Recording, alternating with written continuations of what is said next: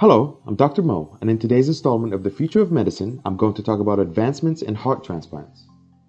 Before we begin, let's look at some stats. Heart failure is a chronic progressive condition in which the heart muscle is unable to pump blood to meet the body's needs for blood and oxygen. It is liable for over 300,000 mortalities per year and affects over 7.5 million people in North America.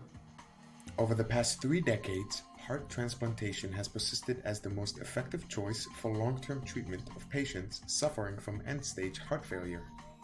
However, transplantation success remains disturbed by numerous limiting factors, such as the small scale of donor availability, average elderly age of donors, as well as the quality, preservation, and storage of organ grafts. And one of the most important limiters of heart transplant success rate is the use of cold ischemic storage for some of our donor grafts.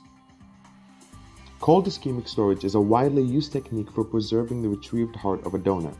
Regardless of being an essential aspect of routine heart transplants, cold ischemic storage is highly unproductive at its preservation roles. With several studies indicating that prolonging the ischemia time increases the likelihood of early graft dysfunctions of the implanted heart, leading to primary graft failure, the most recurrent cause of mortality within the first month after heart transplant procedures.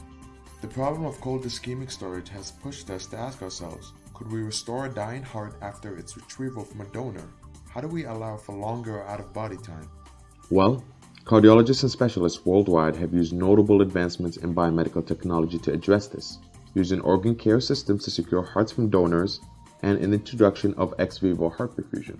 The only ex-vivo heart perfusion system currently approved for clinical trials is the TransMedics organ care system, which is designed for heart transplantation. So how does it all work? Well, let's start with the OCS. Organ Care System, or OCS, is a device that preserves the heart in a perfused, beating, normothermic, and oxygenated state, allowing surgeons to assess the translability of donors' hearts and significantly reduce the cold ischemic time.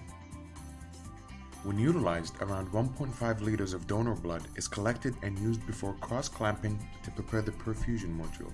After retrieving the heart and once in the back table, the aorta and the pulmonary artery are cannulated before ex-vivo reperfusion. The heart is then placed within the system and warm oxygenated donor blood is pumped into the aorta, allowing the coronary arteries to be perfused. Both vena cava are closed and the coronary sinus flow then passes through the tricuspid valve and is ejected by the right ventricle into the pulmonary artery that is cannulated and returns the blood into a reservoir. Once the perfusion process begins, donor grafts are filled with warm oxygenated donor blood and supplemented with epinephrine infusion and a maintenance solution containing adenosine, glucose, and several amino acids to maintain their functionality.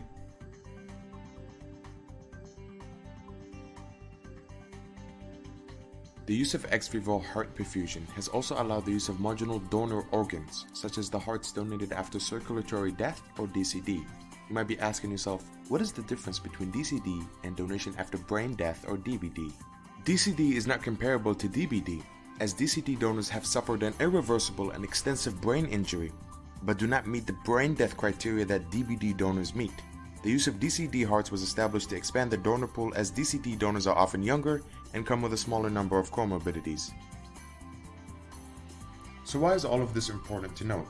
Because heart transplantation continues to be the gold standard treatment of end-stage heart failure. The leaping developments in mechanical circulatory support devices has not yet resulted in a true replacement to heart transplants. As a result, the challenge has not changed. We need more organs and we need to improve preservation. Shortage of organs remains a reality, and investment will be needed in the development of new preservation strategies. The future is as always uncertain. What is clear, however, is that devices for normothermic ex-vivo perfusion like the OCS and the normalization of using hearts from DCD donors have changed the situation dramatically.